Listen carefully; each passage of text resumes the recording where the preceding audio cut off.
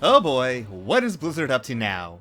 Oh, apparently doing what Blizzard does best. So, I just recently learned that Blizzard is releasing its 9.1.5 patch on November 2nd. Endwalker's early access is being released on November 19th, 17 days after this patch. So, what does this mean for Endwalker?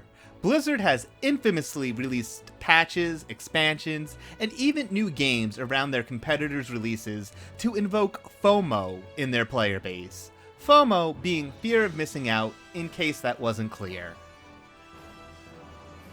So, about a week ago, I did a review on a World of Warcraft World First Raiders thoughts on how Blizzard could go about improving and fixing their game, and I think a good summary for that would be, stop it with the FOMO already. So, what is in 9.1.5? Is it a threat to Endwalker? Well, honestly, not at first. 9.1.5 doesn't add much to World of Warcraft. It's mostly balance changes that are very sorely needed, but it's also bringing the Mage Tower and Mythic Plus dungeons back from Legion.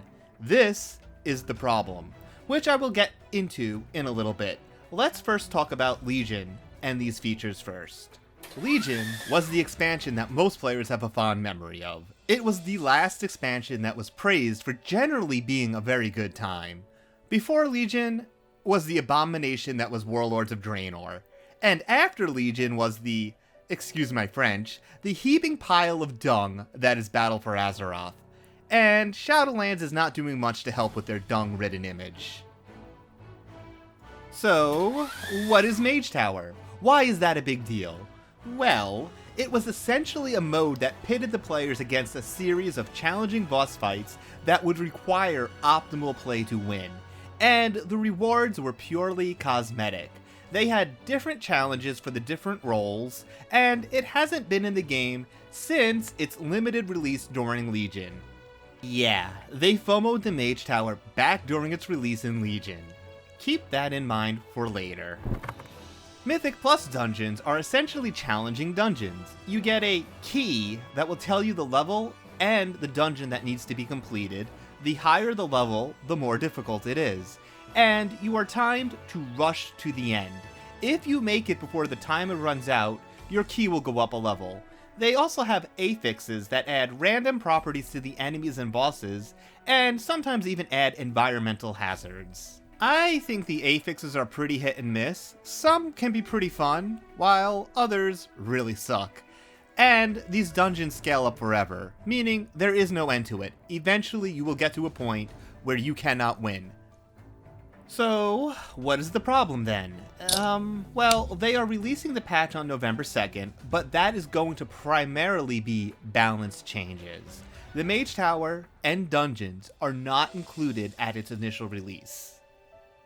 I doubt many WoW players are jumping at the idea of balance changes, though sometimes that is the most exciting thing Blizzard can put out. Oh, your class won't be broken anymore. Please, come back. You can sometimes just taste the desperation. So, I don't think the balance changes will make much of an impact on players deciding if they want to go play WoW or Endwalker. However, the big features, the Mage Tower and Mythic Plus dungeons, won't be coming out until December.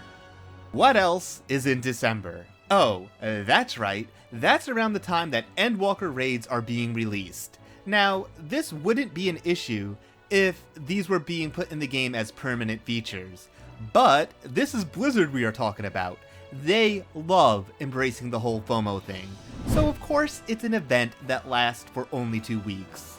Of course they want to time it for when Endwalker raids are coming out, and force players to make a decision that is BS by its very nature. Those cosmetic rewards that you may want to get, including a new cosmetic form for druids which looks really cool, well, the time to get them is slipping ever so quickly through your fingers. Do you feel yourself hyperventilating at the thought of missing out on those rewards? Well then, Blizzard has you exactly where they want you. So, if you are someone who plays both World of Warcraft and Final Fantasy XIV, now you are suddenly put between a rock and a hard place, deciding where to spend your time. That is really crappy. Blizzard, seriously, are you not learning from all the mistakes you've made? I am floored that you still make these sort of decisions, despite all the criticisms they garner from the community. You'd think between all the public criticisms from content creators on these sort of decisions, and the big-named content creators that have literally quit your game in a very public fashion, you'd step back and think on the decisions that you've been making. I look at WoW as an old friend who has been making very poor decisions in the past 10 years, and we can't really be friends anymore, because the friendship is dragging me down as well. But I still hope and pray that one day they will be able to pull themselves back up and put it together. It looks like that ain't today. My hope is that World of Warcraft players don't come in for this patch. Show Blizzard that they cannot control you with FOMO. These features should just be in the game permanently. Stop trying to control people through fear. I believe I made my position pretty clear here, but I want to know what you think. Will you be joining World of Warcraft in December to play through this content?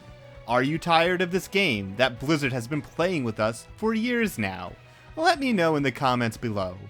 Anyways, thanks again for watching. If you enjoyed, please consider subscribing and liking, and as always, have a great day.